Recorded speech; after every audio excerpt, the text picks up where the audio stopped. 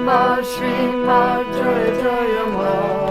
Om Ma Shri Ma Jaya Jaya Ma. Om Ma Shri Ma Jaya Jaya Ma. Om Ma Shri Ma Jaya Jaya Ma. Om Ma Shri Ma Jaya Jaya Ma. Om Ma Shri Ma Jaya Jaya Ma. Anandamayi Chaitanyamayi Karunamayi Parameshwari. Anandamayi Chaitanyamayi Karunamayi Parameshwari. Anandamayi Chaitanyamayi Karunamayi Parameshwari. Anandamayi Chaitanyamayi Karunamayi Parameshwari. Hey Ma.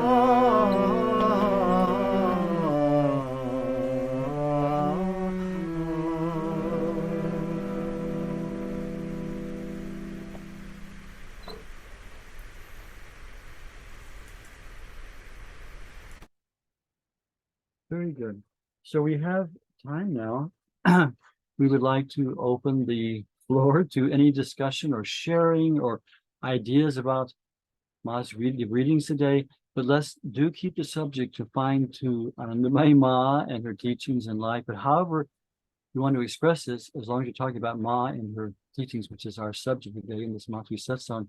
So please, anyone, Randy, what's the best way to do this? You want to just have the thing that people hold their hands up? Yeah, raising hands seems to work well. Yes. We already have a hand up.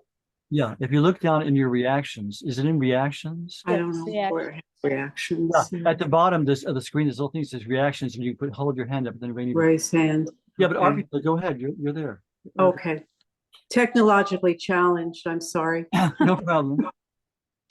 Well, two things came to my mind pretty quickly. One is Gadadhar would be so happy, you know, to see this come to fruition because of all the work that he put in.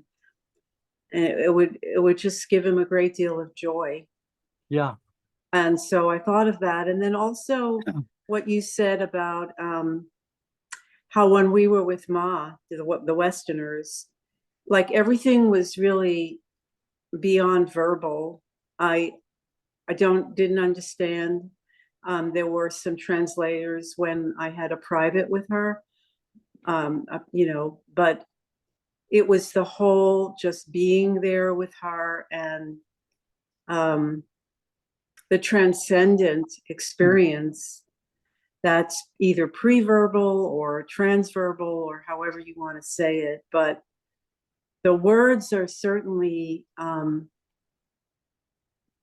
you know, they're important, but I just felt like it's way beyond what can be expressed in words to spend that time and to have that experience. And I think that people can still have that, even though she's not in a body, they can still have that if they're blessed to have that.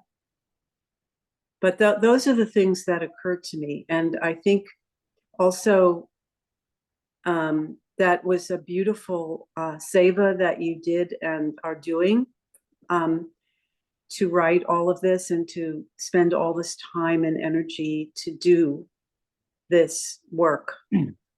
So thank you for doing that. Yeah, so that's really all I had to, that came to me. Thank you, Jai Ma. Yeah, thank you, Arpita. And it is true. The experience of being with Ma, we were all completely satisfied, even though we didn't hear all the satsangs. I knew what she said to me, as you say, because she was always very accessible whenever we wanted what we called a private interview. And at my Diksha, she gave all of us a very particular practice and mantra and gave instructions on how to do it. And then I had several interviews with her where I just, checked with her about my practice. And so I knew what she said to me, but it is true, we didn't know what she was saying in these satsangs. And even though Yeah, I agree with you 100% that the experience of being with Ma was way beyond and above words. It was her when she looked at you, it was when she looked in your eyes, it was, she awakened your soul. There was a transference of thought and complete understanding, really, beyond what goes through the mind, you know, as the first thing that comes, like through the mind. But it was a whole body, heart, mind experience, and yet beyond all of that at the same time. Yeah. Yes, I know what you mean. Very true. But now I Yeah. think the time, you know, everything happens by Ma's will at the right time. So I think now the revelation of these talks and being able to study these practical applications and the Sure. them are also really super important too. Yeah. I wish Gadadhar was here to see, here, you know, to know this. Yeah, and I'm really happy that Pragya donated, dedicated both volumes to Gadadhar because he was, for those who don't know, Gadadhar was an American young man. I actually lived in an ashram with him for a year before going to India. And on my first trip to India, I think it was his second or third trip, we went together. We were there, then he stayed on and we lived many years in India. He died of hepatitis when he was like, I don't know, 32 or something. Oh, yeah. But he was the one who originally collected all these recordings because they'd been going on for some time, and he found the recordings, he collected them. I think he initiated the original translation too, which like Pragya said wasn't very good, but it was corrected by Pragya. Yeah, but he was a wonderful person, and he was very devoted to Ma.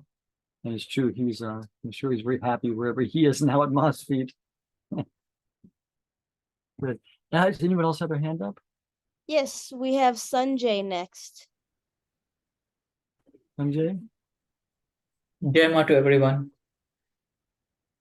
So, Achar Manglananji, you know, I was in India for like 3 months, so I could not attend those sessions.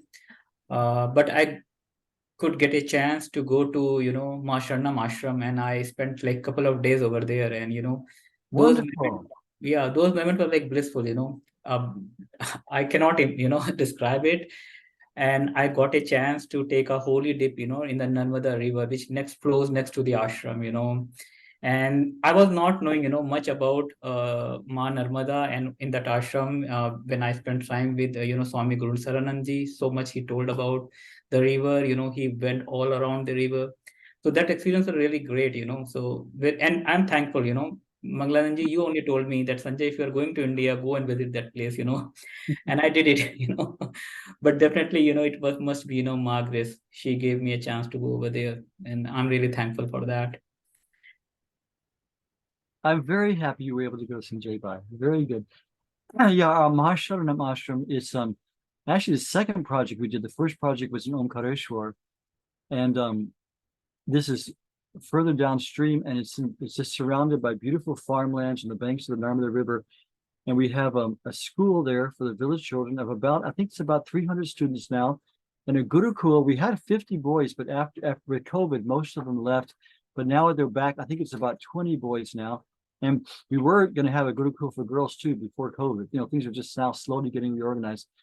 And it's just a heavenly place. And it came under the patronage of our dear Ashok Kulkarni, who was a wonderful saint of Ma, who was with Ma. He was a householder saint. He just passed away a couple of years ago. And this project came under his guidance and patronage.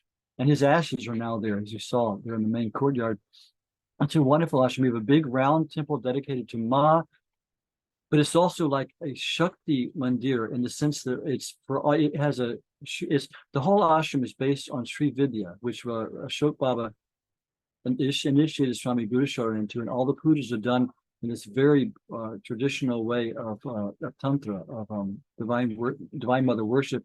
So there's a big Sri Yantra where there, as well as Ma's Murti and photo, and around the walls we have photos of different female mystics in different traditions. We have Teresa of Avila, Teresa of Lisieux, Christian saints. We have Sufi saints. We have Eknath Eashwaran's grandmother, who was his guru. All these wonderful, yeah, nonetheless, we have Sufi saints, Christian saints, Hindu saints. Of course, you know, Didi is there, and Didi Ma is there. So anyway, it's a wonderful place. And Gloria and I hadn't been back from COVID. The last time we were there was 2020. In fact, we got back the day the country shut down with COVID, March 2020, and we hadn't been in 3 years. So we were there last February, and I'd forgotten. I've partially forgotten, and also the ashram had grown more since then. And the atmosphere is just so stunning, and you feel Ma's presence so strongly there. And it's also a beautiful, lush ashram. Gloria and I have a kutir, a cottage there, with this beautiful guest rooms. So anyone who wants to visit is, as Sanjay was saying, it's a wonderful, wonderful experience. It's a place dedicated to Ma and a lot of children's energy, you know, so it's a very joyful place. So, yeah.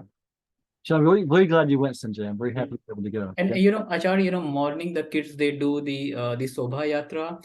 They go to each temple, and that was about, you know, for half an hour. It was, you know, very good. You know, the whole position was really nice. You know, and people should go and attend that one.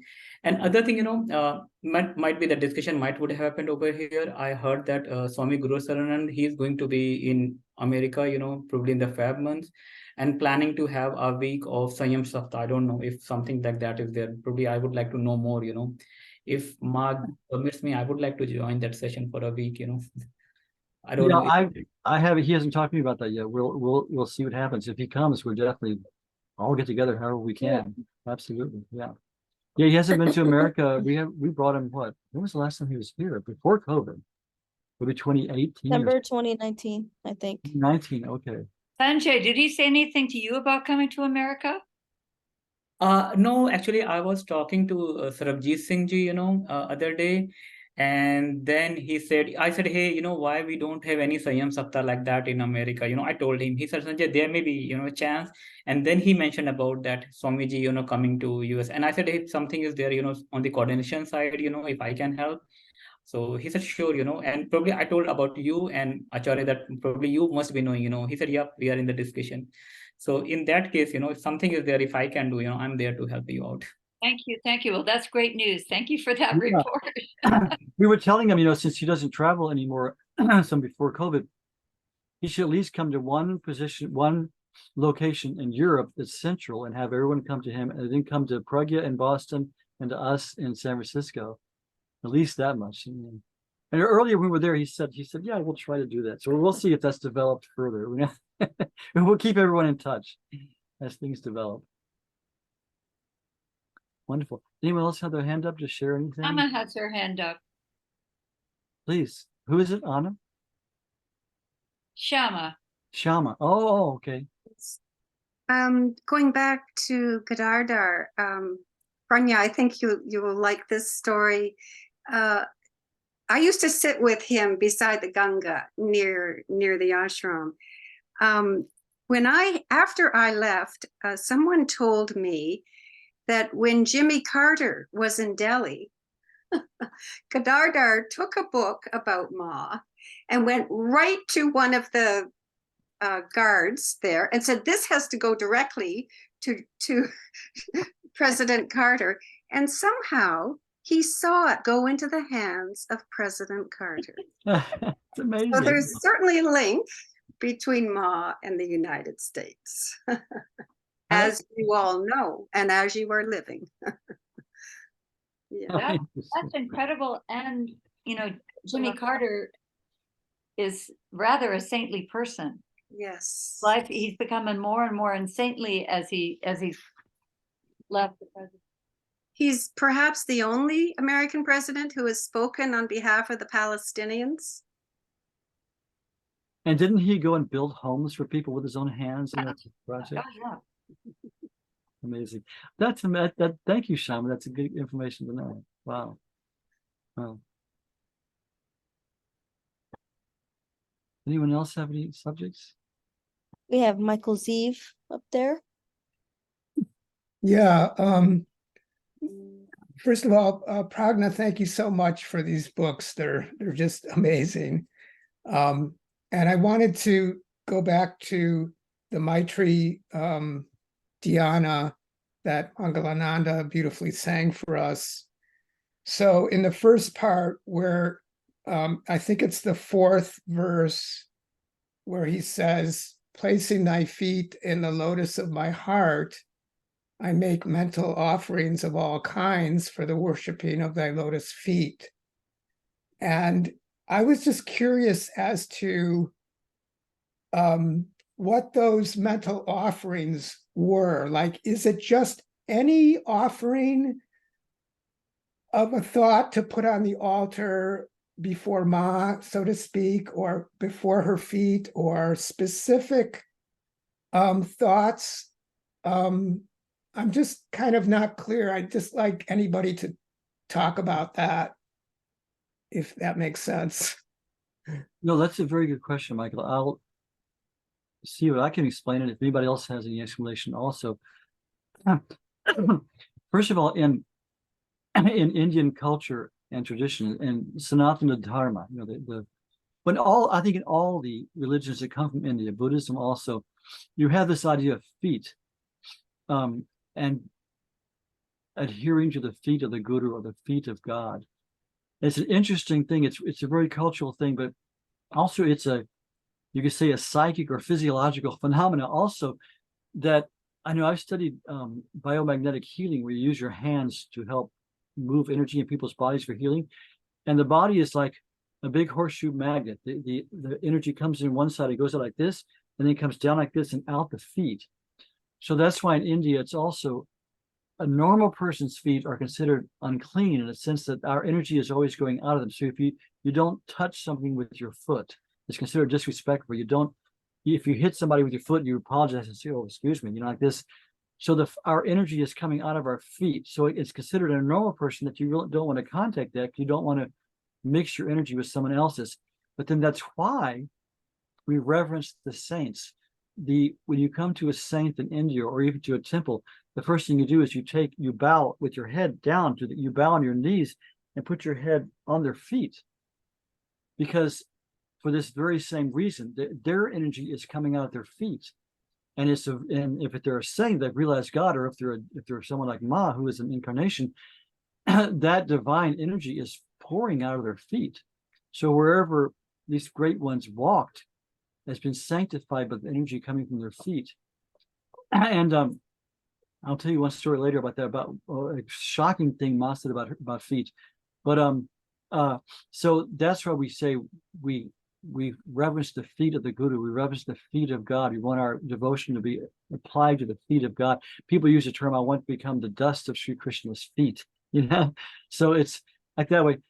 So Babaji took that image. He said, in the madhya, in the midst of my heart, in the lotus, I place Ma's feet, and from there offer my offerings to her. And I think what it means spiritually or practically is, Ma always said, "Give me a place in your heart." And we don't have a place in our heart as long as our mind is in turmoil, our emotions and our desires are spread out across the landscape. So I think the idea is we have to pull in our energy, our prana, our desires, our wandering mind. And by controlling the mind and then purifying the heart, then we can have this open space to put Ma's feet. And then so the first thing is we have to join ourselves to Ma. As we read in the earlier words, when Ma said, Ma is always there with us. She's always right behind our consciousness. She always witnesses everything.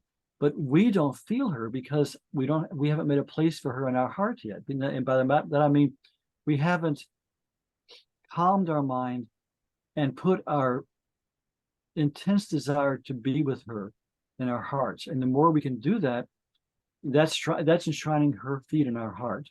And then when her feet are in our heart, when we have that connection, from Ma's side, the connection is always there, but we have to make the connection from our side by turning the mind inwards, calming the mind, watching the breath, saying the mantra, and praying to Ma in our heart. And that happens, we will more and more experience this inner connection with Ma. And then we can just turn our minds in and she's instantly there. So when Ma's feet are enshrined in our heart in that practical way, anything we want to offer to Ma goes right to her. We just offer our desires, our needs, our love. We can send her love letters through this connection in our heart. We can talk to her.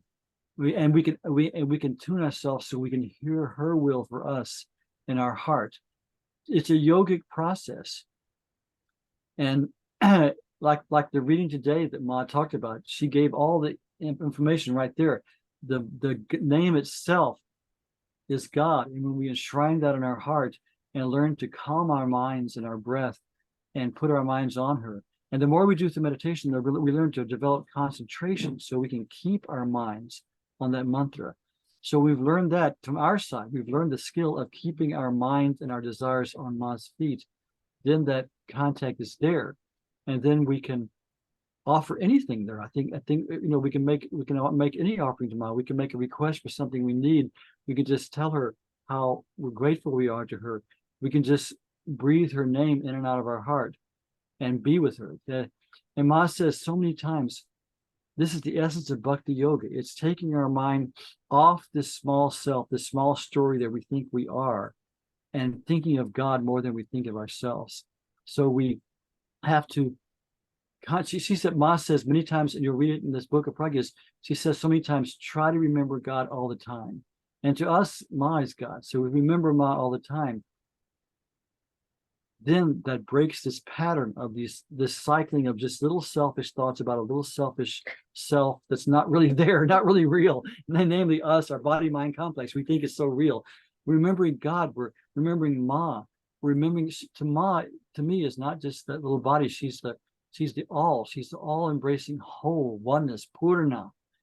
And when we remember that fullness, then we enter into that fullness more. Does that make sense? It does. I just wonder if a lot of people offer lights and flowers. Do you want to say anything about that? Yeah, that's true too.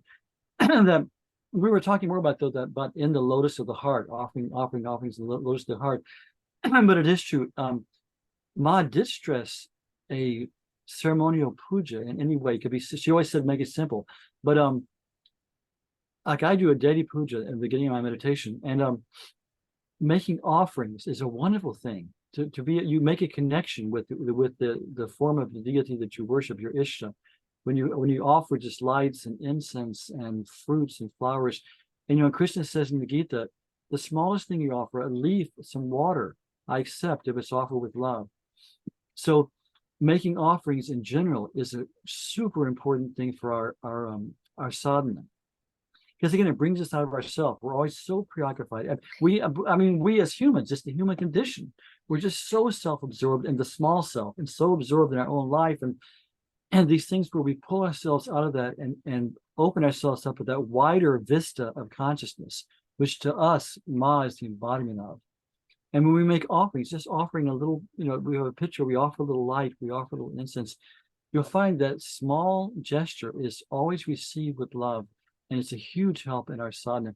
Ma talked about, I think it was 6 things which could constitute sadhana. It was satsang, satsa, pat, puja, japa, dhyanam, kirtan. I think that's out of order, but it's keeping satsang with devotees like we're doing. If we find a visiting saint, great, go see them, sit at their feet. But keeping satsang with like-minded spiritual people, reciting and reading the scriptures, offering some kind of puja, some kind of offering, some kind of physical offering that you offer to your Ishta, and then japa, repeating the name of God, dhyanam, meditating, learning to concentrate the mind on God, and then kirtan, singing the name of God as we did. So we're trying to do as much as we can within the satsang of those things. That's kind of a long answer. Does that answer your question, Michael? Oh, thank you so much. That was so beautifully said. Yeah, thank you. Okay, good. Prajna, did you have anything you wanted to add to that, or anyone else?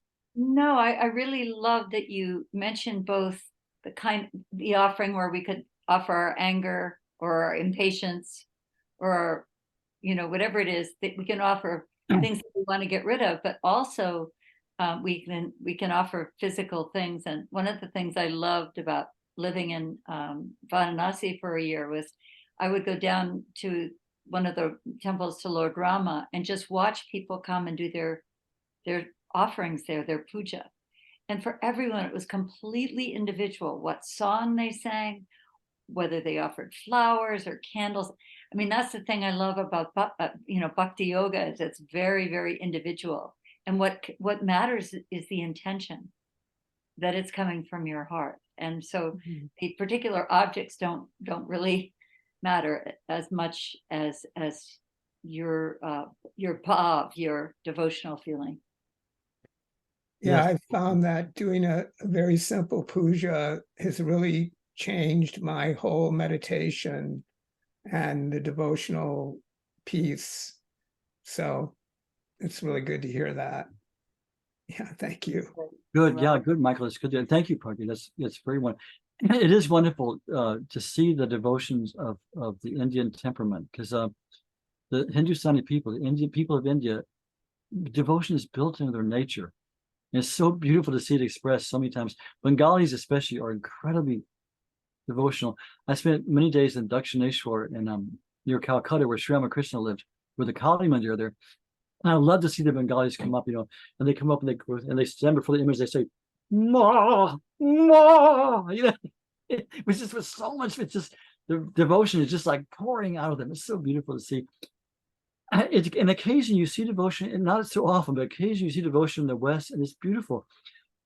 What inspired me, one time I was in Europe, I was able to spend 3 days in Lourdes, where the Saint Bernadette had the vision of the Virgin Mary for many days, and she made it a healing shrine. And it was very inspiring. It was the only time I've really seen a lot of devotion in Westerners, but they would come and they would kneel before the Virgin Mary and pray and cry, and many people were healed. And it was beautiful to see that too. So devotion is a wonderful thing, and it's a very practical matter. You can express it in so many ways, and it should be expressed. It's a part of our nature. Yeah. Anybody else? More raised hands? Looks like we have Martha and Harold. Yes. Hi, everyone. Thank you, Prajna, for all of your hard work and staying true to the oral history. And thank you for inviting me. As Prajna knows, I've been a devotee, and Harold with me, but since 1982. When I saw Ma's picture, I was 22 years old. And I have back there on my table a picture that I received. But I just want to honor her because this is my first time with you all, and you've told such beautiful stories. I would like to honor you and her with the story that she gave me, because it's what you're talking about, where she's present. I never knew her. I didn't go to India. I've never been to India in this life. I've been red lighted a few times, even though I've tried, not tried, but I thought I was called and then didn't. But I didn't need to, because she came to me. She comes to us when we need her, I guess. And so I saw her in California in the back of a chapel in 1982, and I instantly recognized her. And I don't know why, but I just said, because I was raised by a Christian minister and very devoted to Jesus and the Blessed Mother. But I said to her, "Ma, please find me." And I told my husband at the time, who was not Mr. Harold, he was somebody else, a physician. And there were these people running a health food store in California who had been Ayurvedic physicians, and they weren't able to practice in California. And there was a couple named Pat and Joe, and I can't remember their last name. It would be in my journals, but they were running a trailer park in Woodland Hills, and they needed to go to a doctor. So they went to him, my husband, and they started talking, and they had been sent to him because he was sending everybody to get health food stuff, and he was a regular family doc. And so they kind of crossed paths. And they got to talking, and of course, they were devotees of Anandamayi Ma. They had gone to Satsang in India and Joe had been allowed to take home movies, reel to reel. And maybe some of you know them, I don't know. But anyway, my husband came home, my former husband came home and said, "Sit down." And I said, "What?" "She found you." Harold's going to choke up. "She found you." And I said, "She who?" "Ma, she found you." And I said, "Oh my gosh." And so Pat and Joe invited us over to their house to show me, particularly me. My husband went right to sleep. He was so in the light. He just went to sleep.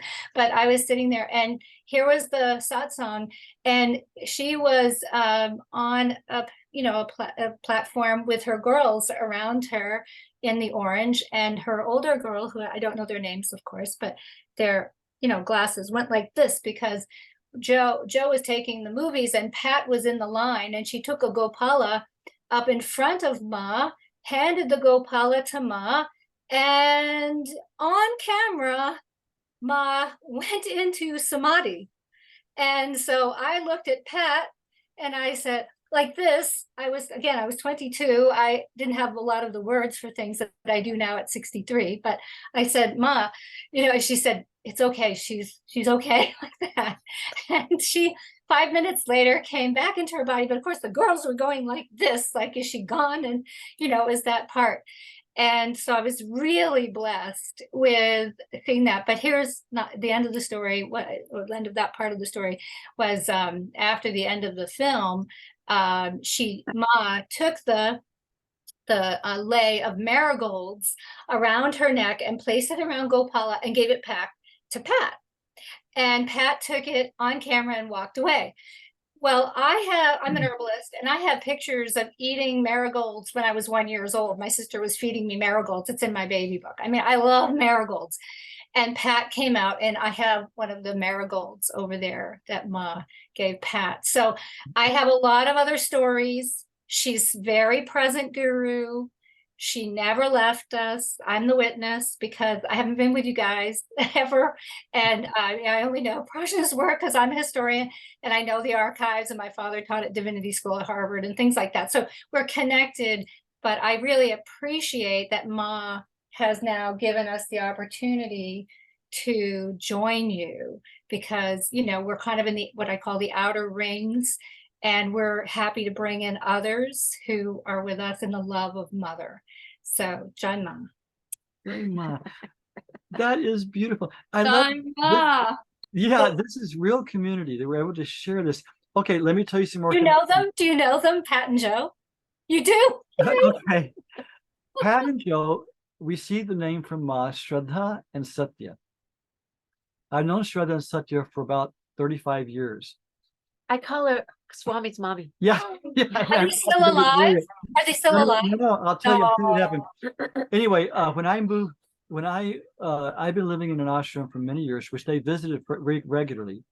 And then when Satya left his body, he left his body. He had cancer. He left his body. He'd fallen on a bed. He was sitting on the floor, and Shraddha came over.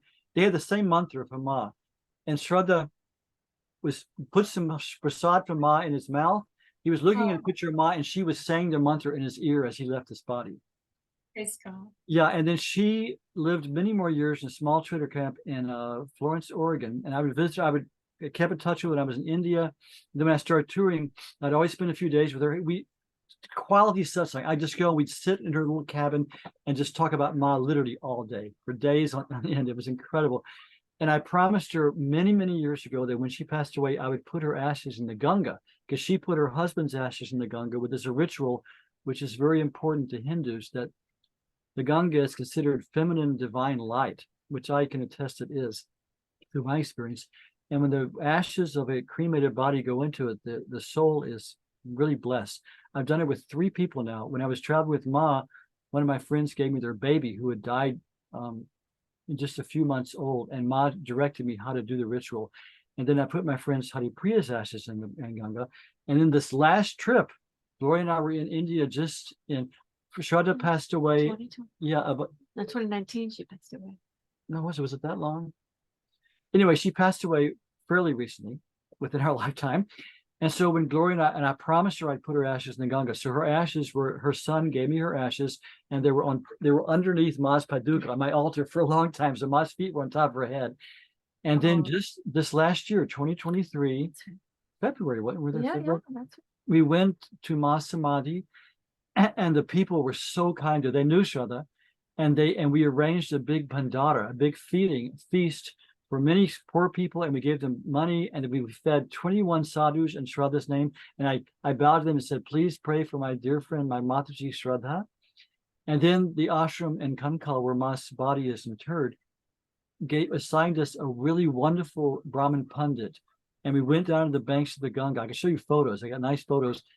Gloria was taking photos that had happened.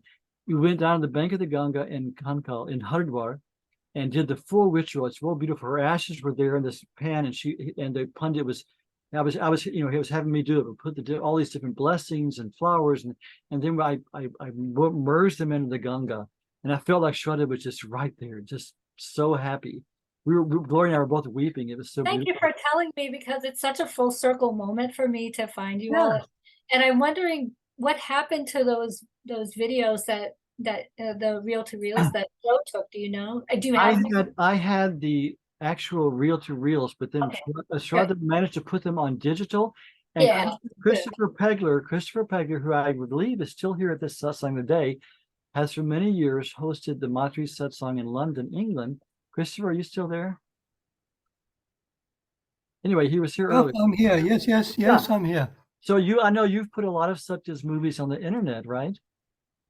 Yeah, she wanted them put there but she didn't want them made public as such. So they're sort of buried in Ma's website.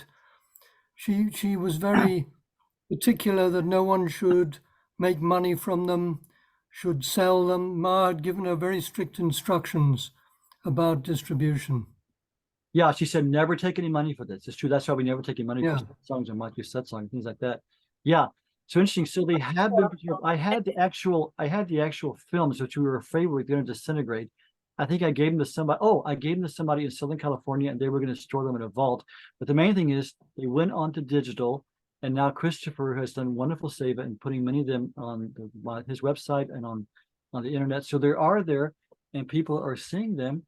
Shraddha took years worth of movies of Ma. He was always there with a little camera, little 8mm camera.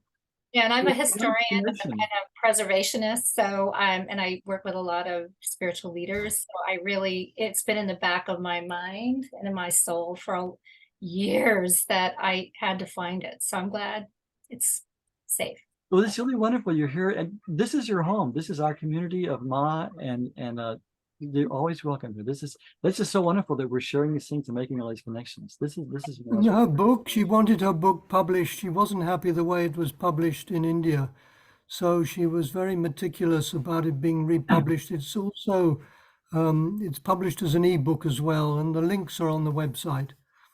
I'll put a link through on the chat. Have you read her book, Martha? Which book? It's called In Her Perfect Love. Oh, I don't think so. I really lost contact, and I get Ma had me on other assignments. So no. You'll love that. I love it. It's on Christopher's site. Yeah, let me explain it. As Christopher was saying, she had her diary of all her trips to India. She and Satya went, I think, 7 or 8 times at least, maybe even 10 times to India. They would come back and they'd work, make money, and go back. They spent their lives going back and forth after Ma had touched their lives. And she kept a very particular diary. Shraddha was very organized. I was in her home. I saw it. Yeah, she always labeled everything. She was always very meticulous. And so she was going to publish her diary. So some people in India who I know said they would publish this for her. So they did a printing in India, and it was just terrible. She had typed out everything, and they retyped it and then put it in something like 300 typos. The cover was terrible. It was a mess, but it was still a beautiful book, and people liked it. But her heart was injured that it wasn't up to her standards. I mean, the production of the book, because it was so precious to her. And so now our friend Christopher Pegler, another beautiful seva, and he typed it out correctly, and it's available as an ebook on this website, anandamayi.org, which he just put into the text, in the thing. And I tried to printed out several copies and made a hard copy for it, and I have some of those copies of that. And it meant the world to her. She was just so grateful and so overjoyed that her book was in a presentable and readable form, rather than the mess that the Indian publishers made of it. So that's another thing we're very grateful to Christopher for. He made that book. And so it's called In Her Perfect Love. And it's a beautiful book, just about, very simple, about her darshans of Ma and the things Ma said to her. So since you knew her, I think you would love that very much. Be sure and look at that. Do the artwork on the front, because she was an artist. She gave me a few of her retouched photos that she did. So did she do the artwork on this one, Christopher? I think so because yeah, she did before things were Right. digital. She worked a lot with airbrushing, and she did Yes, this yes, airbrush right. stuff. That's what she gave to me. I have one of hers that she gave to me, and then I have the photo. Yeah. Well, I'm happy to And make touch with you, make contact there with were a you. lot of still photos they took as well, which is also, I've sent the link for that as well. Wonderful. Shraddha, or her husband, took a lot of still photos of Ma. But the videos themselves were quite heavily edited because they took a lot of pictures of just driving along in a taxi with the trees along the side of the road. So that's been cut out. It's all of Ma's stuff that's been kept in. There's some great was a lot moments. I of remember there was one extraneous stuff. there was one section in Kanpur where Ma comes and just sits, and Shraddha's kind of orbiting around her and talking to her. And there's some really wonderful moments in those movies. Yeah, it's true. But there was a lot of stuff you could filter out, like you say, Christopher. It's true. Wonderful. That's really good. Okay, well, that's really great. It's this satsang is so important, you know, because we're making all these connections, and we're all here together just to be with Mom. Beautiful. Anyone else had we have a couple minutes. We come to time. Oh, we're past time actually. But anyway, any last final question before we end the satsang? At the last Samyam Sapta, I actually put a little video together in India showing some of Shraddha's footage. Beautiful. So the people in the ashram could also see it. And she had a Polaroid camera, and she was taking pictures of Ma with her Polaroid camera and then showing Ma the pictures. I don't know if you remember that. Yes, beautiful. Wow. Thank you, Christopher. We'll enjoy that this evening. This has been a wonderful session and wonderful just seeing everyone. And let's end with one quick thing from Ma's words of her exhortation to us. Ma says, exert yourself to the limit of your power, however feeble it may be. He is there to fulfill what has been left undone. So that's what she exhorts us to do, is have a practice, be faithful to it, remember her, live ethically, and remember God. That's Ma's words. So thank you all for coming and sharing in this time that we have together with Ma, remembering her. Like, we remember how we read the first, Ma said, I'm always with you, but your minds are filled with worldly things. What can I do? So one thing we can do is we have this satsang where we forget the worldly things for at least a while, and we think of Ma together and together in the community. That's an important thing. So thank you all. We're here every third Sunday. Jema. And we'll record these and we put them on our Anandamayi Ma Satsang West YouTube channel so people can go back and reference them and hear the readings again and all of that. So thank you all.